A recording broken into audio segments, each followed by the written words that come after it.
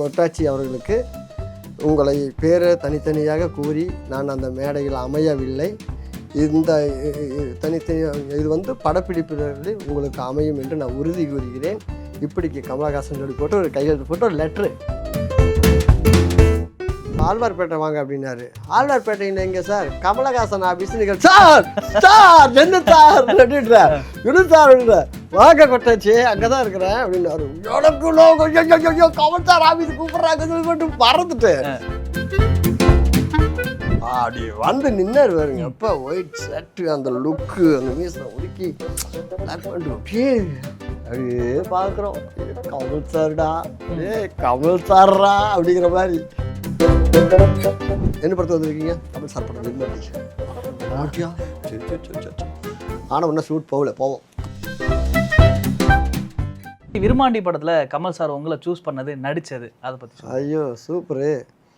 என்ன அப்படின்னா, நிறையா கம்பெனிகளுக்கு போகிறது, வாய்ப்புகளுக்கு வர்றது, சில படங்கள் வரும். அப்படி இல்லைன்னா கொஞ்சம் வந்ததுன்னா நிறையா வந்துகிட்டே இருக்கும் நடிகர்களுக்கு. வரல அப்படின்னு நின்றுச்சுன்னு வச்சுக்குவே அப்படியே பிரேக் எல்லாம் மறந்த மாதிரி ஆகிடும். டப்புன்னு கூப்பிடவே மாட்டாங்க. 1 மாதம் ஆகும், 1.5 மாதம் ஆகும். இப்படி இருந்தது. எனக்கு அந்த பக்கத்தில் ஹவுஸ் ஓனர் அவங்க தான் வந்து ஏதாவது சமைச்சா கொடுப்பாங்க, சாப்பிடுவேன். இப்படி அவ்வளோதான். அப்படி போயிட்டுருக்குது. ஃபோன் வந்துச்சு. பார்த்தா ரமேஷ் சார் அப்படின்ட்டு ஒருத்தர். கொட்டாச்சி அப்படின்னாரு. சார் வணக்கம் சார் அப்படின்னா. நான் ரமேஷ் பேசுகிறேன் கொட்டாச்சி. சொல்லுங்கள் சார். வணக்கம் சார், எப்படி இருக்கிறேன்? நல்லா இருக்கியா? நல்லா இருக்கேன் சார். நல்லா இருக்கேன் சார். எங்கே? வீட்லையா? ஆமாம் சார் வீட்டில். வரீங்களா ஆஃபீஸ்க்கு அப்படின்னாரு. எங்கே சார் ஆஃபீஸு அப்படின்னு. ஆழ்வார்பேட்டை வாங்க அப்படின்னாரு. ஆழ்வார்பேட்டையில் எங்கே சார்? கமலஹாசன் ஆஃபீஸ். நீங்கள் சார் சார் என்ன சார் அப்படின்ற இரு சார் அப்படின்ற வாங்க கொட்டாச்சு அங்கே தான் இருக்கிறேன் அப்படின்னாரு.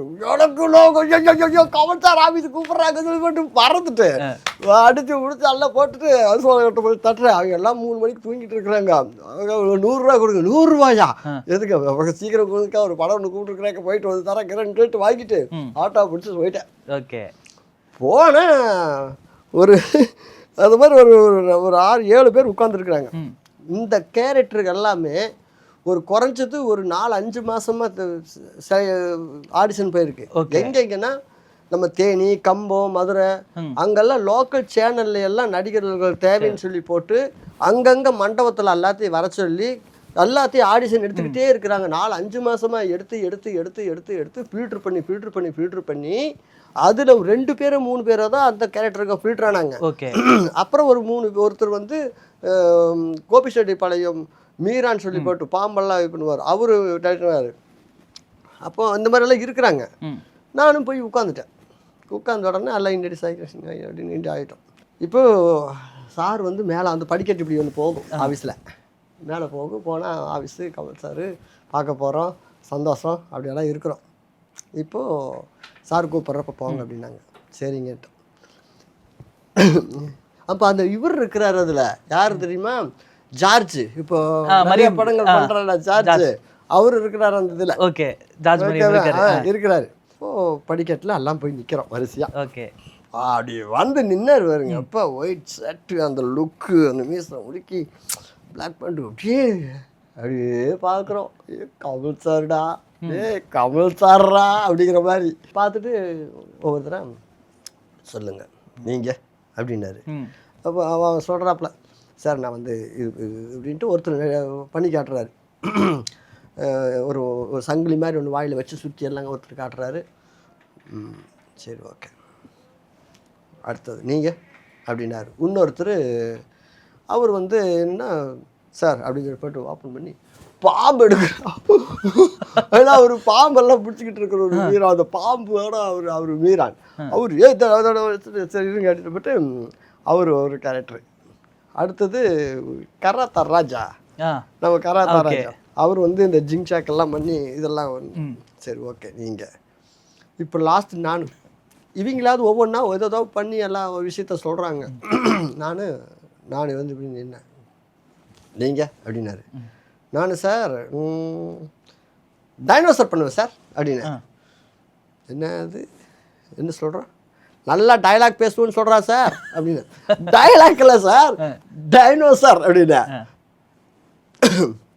டைனோசர்லாம் பிடிக்கக்கூடாது, மாடு தான் பிடிக்கணும் அப்படின்னாரு.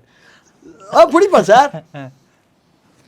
எங்கே பிடிப்பீங்க? மாடு போடுற சாணி கூட பிடிக்க அப்படின்னாரா. பிடிப்பா சார் என்னை விட்டுறாதீங்க அப்படிங்கிற மாதிரி மனசு பிடிப்பா சார். சரி ஓகே அப்படின்ட்டு விட்டார். மறுநாள் 2 நாள் கழிச்சு ஃபோட்டோ ஷூட்டெல்லாம் எடுக்கிறாங்க. அதில் சார்ஜ் இல்லை. நாங்கள்லாம் அந்த கேரக்டர் எல்லாமே இருந்துச்சு.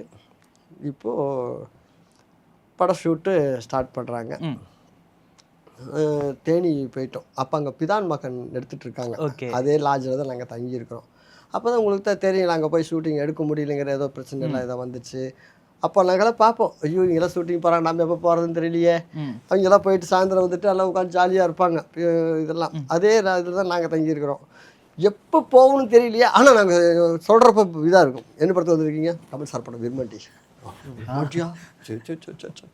ஆனால் ஒன்றும் ஷூட் போவோம். புரியுது ஏன்னா அப்படிப்போம். டெய்லி நியூஸ் பார்த்துட்டே இருப்போம். இந்த பேர் வந்து அப்போ வந்து சண்டியர்னு வச்சுச்சு. அப்போ தான் விரும்பி பேர் மாத்திரக்கு அம்மா, அப்போ அம்மா இருக்காங்க, ஜெயலலிதா அம்மா வந்து பார்க்குறக்கு வராங்க. நாங்கள் நியூஸ் பார்த்துட்டே இருப்போம். சார் போகிறாரா, அப்பாயின்மெண்ட் கிடச்சிச்சு, அம்மாட்ட பேச போகிறாங்க, பேசி ஓகே ஆச்சுன்னா ஷூட்டிங் போயிடுவோம் அப்படின்ட்டு இதையே பார்த்துட்டு இருப்போம். டெய்லி அவங்க வந்து ஷூட்டிங் போவாங்க வருவாங்க. சாயந்தரமானால் ஜாலியாக இருப்பாங்க ஒவ்வொருத்தர். எல்லாம் நாங்கள் பார்த்துக்கிட்டு எப்போ போகிறீங்க போவோம். ஒரு 5-6 நாள் அப்படியே போச்சு. அப்புறம் அங்கே பண்ணல. அப்புறம் இங்கே வந்துட்டோம். இங்கே வந்த உடனே அடுத்த டேட் ஒன்று கொடுக்குறோன்னாங்க. அப்படியே கொஞ்சம் தள்ளி தள்ளி தள்ளி தள்ளி போய் இந்த கேம்பா கோலால் தான் மிகப்பெரிய ஒரு செட்டு போட்டு அங்கே தான் முதல் ஷூட்டு அங்கே ஆரம்பிக்குது.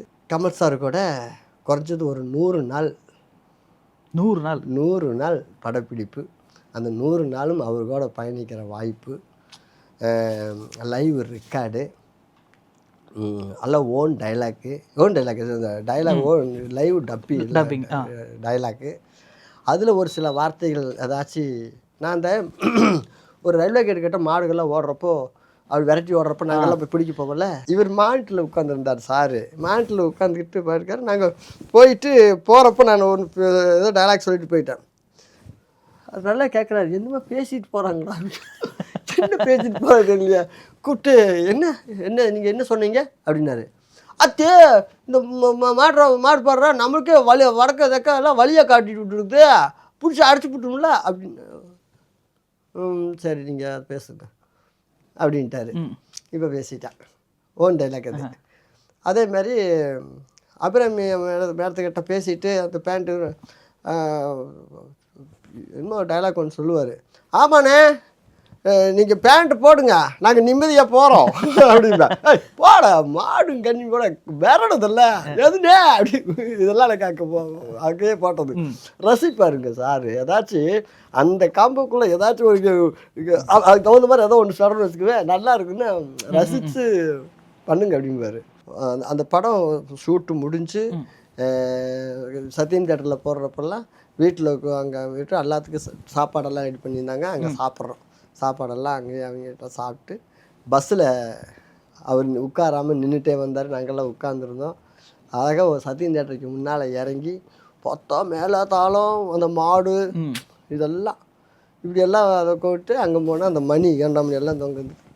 ஒரு மாதிரி அதாவது மறக்க முடியாத ஒரு நிகழ்வாக இருந்துச்சு. அதே மாதிரி இந்த படத்தினுடைய ஆடியோ லான்ச்சும் அது முன்னால் ஏதோ ஒரு விழா வச்சுருந்தார். அந்த விழாவில் வந்து எங்களை தனித்தனியாக அறிமுகப்படுத்த முடியல. அந்த விழா மேடை அமையலை. சரி ஓகே, நமக்கு இவ்வளோ பெரிய இடத்துல நம்ம கீழிருந்து அந்த விழாவை பார்த்தாவே எனக்கு போதுமானது தான். ஆனால் அந்த மேடையில் உட்கார்ந்துருக்குறேன் நான், எனக்கு அதுவே வந்து மிகப்பெரிய ஒரு பாக்கியம். அப்படி உட்கார்ந்ததே எனக்கு போதும்னு சொல்லி இருக்கிறப்போ மறாவது நாள் பார்க்குறேங்க ஒரு லெட்ரு, அரெஸ்ட்டு வாரண்ட் மாதிரி கைராக போட்டு, எனக்கு என்னடா இது இப்படி ஒன்று வந்திருக்குது அப்படின்னு சொல்லி போட்டு ஓப்பன் பண்ணி பார்த்தோம்னா கேஸ் போடுவாங்கல்ல, அந்த கேஸ் மாதிரி போட்டு அந்த ஒரு லெட்ரு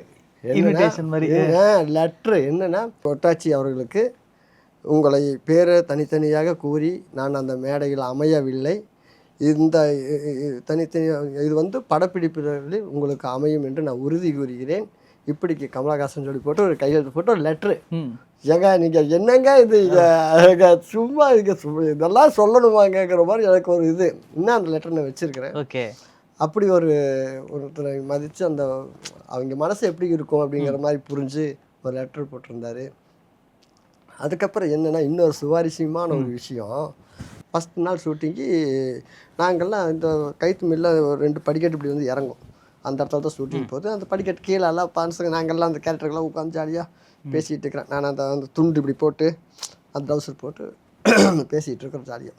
சக் சக் சக் சக்குன்னு வந்தால் இப்படி பார்த்துட்டோம். டக்குன்னு பார்த்தோன்னே இன்றைக்கி முதல் நாள் கரெக்டாக எல்லாம் இது நடக்குது. ஃபஸ்ட் நாள் வேலை வரலைன்னு சொல்லி யாரும் ஃபீல் பண்ண வேணாம். ஒவ்வொரு நாள் போக போக போக எல்லாத்துக்கும் கரெக்டாக எல்லாம் வரும். இல்லை சார் பரவாயில்ல சார், அதெல்லாம் ஒன்றும் இல்லை சார், நினைக்கல சார், நாங்களாம் யாரும் நினைக்கல சார், இங்கே அதெல்லாம் ஒன்றும் இல்லை சரின்னு போயிட்டார். ஓகே.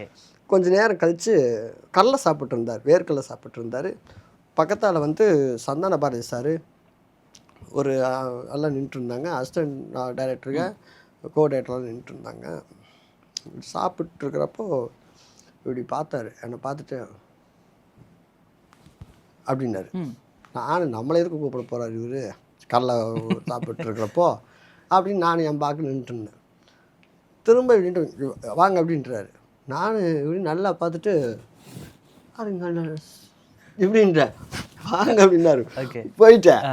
போய் பக்கத்தில் போய் நிற்கிற இங்கே எந்த ஊர் அப்படின்னாரு. சரி ஷூட்டிங் எல்லாம் முடிஞ்சு போச்சு, போகையில் நம்மளை சொல்லி ஏதாவது வண்டியில் ஏற்றி விடுவார் போட்டிருக்கு.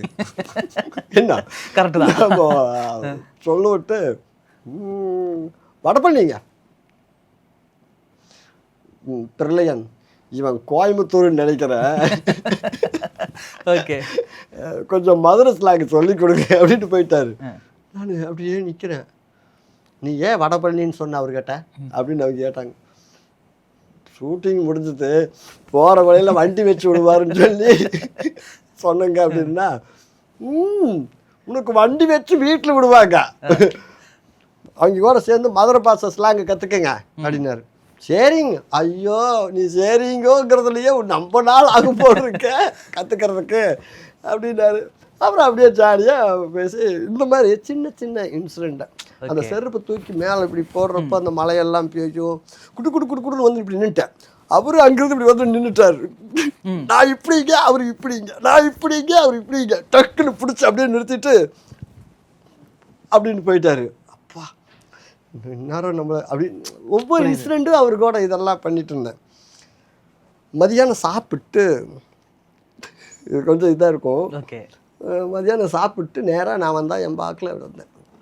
அந்த காண்டாமணி தொங்குதில்ல அந்த இடத்துல என்னோட துண்டை தூக்கி அதில் போட்டு ஓகே கொஞ்சம் சடமெல்லாம் விட்டுட்டு இருந்து அப்படின்னு விட்டுட்டு இப்படின்னு பார்த்தா இப்படி வந்துட்டாரு. அப்படியே நின்ட்டாரு.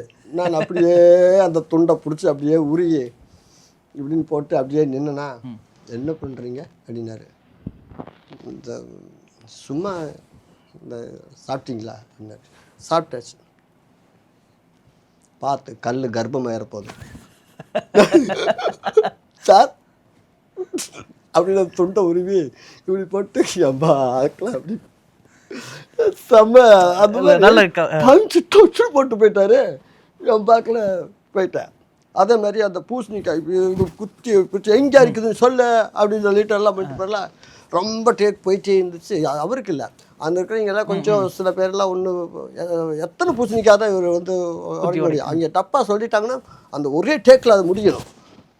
அவர் ஒன்று சொல்லி முடிச்சு எங்கே இருக்குன்னு பாருன்னு சொல்லி முடிச்சு அடுத்த டைலாக் ஏதாச்சும் ஒன்று தப்பு சொல்லிட்டாங்கன்னா திரும்ப ஃபஸ்ட்டு இருந்து வரும். இப்படி போயிட்டே இருக்கிறப்போ நான் கீழே தான் உட்காந்துருப்பேன். நாங்கள்லாம் சரி போயிட்டுருக்கிட்டு அந்த நம்ம கீழே உட்காந்தோம்னா ஏதாவது வரைய ஆரம்பிச்சிருவோம்லாம் பொம்மை அப்படின்ட்டு எல்லாம் போட்டு அந்த மண்ணில் என் பாக்கில் ஏதோ ஒன்று போட்டுருக்கு. சீன்ஸ் அங்கே போயிட்டுருக்குது. 2 கால் இப்படியே பார்த்தா சார் நான் இந்த கால்லையே அதை அழிக்கிறேன். இப்படி அழிச்சிட்டேன் காலில். என்ன பண்ணுறீங்க? நான் சும்மா அப்படின்ட்டு போயிட்டாரு. ஏதோ ஒன்று அவர் ரிலாக்ஸ் ஆகுறாரு அந்த இதில் வந்து சொல்லுவாங்க ஜாலியாக பேசி. இப்படியே சின்ன சின்னதாக அவர் கூட அப்படியே நல்லா பார்த்து நம்மளை பளிச்சுன்னு தெரிஞ்சு நம்மகிட்ட ஒரு விஷயம் ஏதோ சொல்லி எனக்கு நிறைய டைலாக்ஸ் எல்லாம் இருந்துச்சு. நிறைய டைலாக்ஸ் இருந்துச்சு. அந்த பிரியாணி ஆகிடுவேன் அவன் சொல்லலாம் அதெல்லாம். அதனால் அந்த டைலாக்ஸ் எல்லாம் கொஞ்சம் அந்த மதுரை ஸ்லாங்ஸ் எனக்கு இல்லை அப்படின்னா பகிர்ந்துக்குவோம். அது சில டைலாக்ஸ் எல்லாம் எனக்கு வந்துடும். வந்தோடனே அத்தியே பாரு இது அண்ணன் சொன்னார் கேட்குதாமே, நான் கழுதி நல்லா பிடிச்சி அடித்து பரிசு வேற தட்டி விட்டோம் அப்படின்பேன். இந்த மாதிரியெல்லாம் ரொம்ப மதுரைக்காரண்டே மாதிரி மைண்டில் வச்சு பேசுகிறாராமா அப்படின்றாரு. அப்படின்பேன். எனக்கு அதேமாதிரி ஒரு ஃபோட்டோ ஒன்று எனக்கு எடுத்து கொடுத்தாரு கமல் சார். ஒரு ஃபோட்டோ எடுத்து வீட்டில் ரொம்ப நாளாக வச்சுருந்து இருக்குன்னு நினைக்கிறேன். அழகாக எடுத்துகிட்டு இருந்தாங்க. ஒரு கருப்பு கிளாத்தெல்லாம் கட்டி ஒவ்வொருத்தராக நிற்க வச்செல்லாம் எடுத்தாங்க. கரெக்டாக என்னை நிற்க சொல்லி எடுத்துகிட்டு இருக்கிறப்ப சார் உள்ளுக்கு இப்படி வந்தார். வந்துட்டு இப்படி பார்த்துட்டு நான் இப்படி வச்சுட்டு அப்படின்னு ஒரு ஃபோட்டோ போஸ் ஒன்று கொடுத்தேன். கொடுக்குறப்ப அப்படி பார்த்துட்டு கொடுங்க அப்படின்னு சொல்லி போட்டு அவர் 2-3 ஃபோட்டோ எடுத்தார் இப்படி. எனக்கு அது ஒரு இதாக அந்த ஃபோட்டோவை வந்து நான் வாங்கி வச்சுருந்தேன். அப்புறம் ஆத்தாக்கிட்டெல்லாம் உட்காந்துட்டு ஒரு ஃபேமிலி ஃபோட்டோ மாதிரி ஒன்று நீங்கள் பார்த்துருப்பீங்க கீழே. நீங்கள் குத்த வச்சு உட்காந்து இப்படின்னு இருப்பேன். இதெல்லாம் ஒரு மறக்க முடியாத ஒரு மெமரிஸ் எனக்கு. இல்லை இது எனக்கு நீங்கள் சொல்லும் போது எனக்கு எப்படி இருக்குது அப்படின்னு, ஒரு பையன் ஒரு ஃபோட்டோக்காக வந்துட்டு இங்கே தமிழ் சினிமாவுக்கு தேடி வராரு. இன்னைக்கு தமிழ் சினிமாவோட அடையாளமாக இருக்கக்கூடிய ஒருத்தர், உலக நாயகன், கலை நாயகன் அப்படின்னு வந்து சொல்லுவாங்க. அவரு ஒரு ஃபோட்டோ எடுக்கிறாரு அப்படின்னு இந்த 2 இன்சிடென்ட்டையும் பார்க்கும்போது சரி கிரேட். அந்த லைஃப் எவ்வளோ ஒரு விஷயங்கள் உங்களுக்கு நடந்ததுக்கு ஹாப்பி அதை கேட்கும்போது எனக்கு வந்து ஒரு பெரிய எனக்கு அங்கீகாரத்தை கொடுத்தது எழில் சார். அப்புறம் அடையாளங்களை நிறையா கொடுக்கறது விவேக் சார். ஆனால் அவர் ஆசைப்பட்டது கமல் சார் கூட நடிக்கணும்னு. அவர் கடைசி வரைக்குமே எந்த படங்கள்லையுமே பண்ணலை. லாஸ்ட்டு மினிட்டில் தான் இந்தியனில் பண்ணார். அதுக்குள்ளே தான் இறைவன் வந்து அழைச்சிட்டாரு. அதுக்கப்புறம் வந்து கொஞ்சம் சிஜிலாம் பண்ணி அவரை கொண்டு வந்துட்டாங்க எடுக்காமல். அவருடைய ஆசை ஒரு நிறைய படமாக லாஸ்ட்டில் ஒரு படம் இருந்தது. அப்போ நான் நினைக்கிறப்ப நான் நினச்சேன், சார் யாருக்கும் இதெல்லாம் பெரிய பாக்கியம் தான் நமக்கு. இப்படி ஒரு படம் ஒரு கோயம்புத்தூர் பொள்ளாச்சியிலேருந்து நம்ம வந்தால் நமக்கு ஒரு 6 மாதமாக எல்லாருக்கும் ஒரு ஆடிஷன் போய் மதுரையிலேருந்து மதுரை ஸ்லாங்கோட ரொம்ப அக்யூரேட்டாக ஒருத்தர் கேரக்டரை தேர்ந்தெடுத்துட்டு இருக்கிறப்போ நமக்கு ஒரு அந்த கேரக்டர் கிடைக்குது அப்படின்றது. உங்களோட திரைப்பயணம் நீண்ட ஒரு ட்ராவல். ஸோ அதில் இப்போ விவேக் சார் ஆகட்டும், கமல் சார் ஆகட்டும், எழில் சார் ஆகட்டும், இவங்களுக்கெல்லாம் ஒரு முக்கிய பங்கு இருக்குது. அதே மாதிரி கொட்டாச்சி அவர்களோட திரைப்பயணத்துக்கு மிகப்பெரிய அவ்வளோ உதவுன வேற யாருக்கெல்லாம் வந்து பங்கு இருக்குது? ஃபோன் வந்து அடிக்குது. டேய் கொட்டாச்சி போன எறா, டேய் பொட்டாச்சி போன எறா, டேய் வாடா அப்படின்னு சொல்லி திட்டுது. எடுக்கிறேன். என்ன அது என்ன அப்படின்னாரு. சார் இந்த மாதிரி மடியில் உட்காந்துருக்கேன். அப்போ சேர் வந்த உடனே உட்காந்தேன். நம்ம யார் இப்படிலாம் பார்த்து கைதட்டி சந்தோஷப்படுத்தியிருக்கோம்.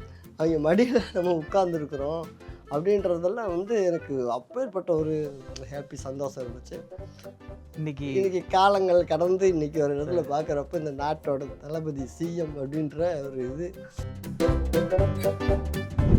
சிம்பு சாரை கேட்டால் இவன் தான் என் பையன், இவங்களோட தான் நீங்களாம் நடிக்க போகிறீங்க அப்படின்னால அறிமுகப்படுத்தினார். அந்த அறிமுகம் அந்த ஷூட்டிங் ஸ்பாட்டில் நான் வந்து கொஞ்சம் இன்னசென்ட்டாக ஊர்லேருந்து வந்த அந்த இது ஜாலியாக பேசி எல்லாத்தோட பழகிற அந்த இதெல்லாம் இருக்குது. அவருக்கு ரொம்ப பிடிச்சிது. ஓகே, பிடிச்சி போய் என்னை வச்சு தான் அவர் காமெடியே பண்ணுவார். என்னை தூக்கி தான் தண்டாலே எடுப்பார். காலையில் அந்த ஷூட்டிங் ஸ்பாட்டில் இப்படி தூக்கி அப்படியே தண்டால் எடுப்பார். இதெல்லாம் பண்ணுவார். கண்ணாமா மீன் வாங்க போகலாமா அப்படின்னு நான் என் வாக்கில் ஒன்று கத்துறேன். கத்திட்டு உட்காந்துருந்தேன். சிம்பு சார் வந்தார். நல்லா கத்தி முடிச்சுட்டான் போட்டிருக்குதே. சரி ஓகே விடுங்க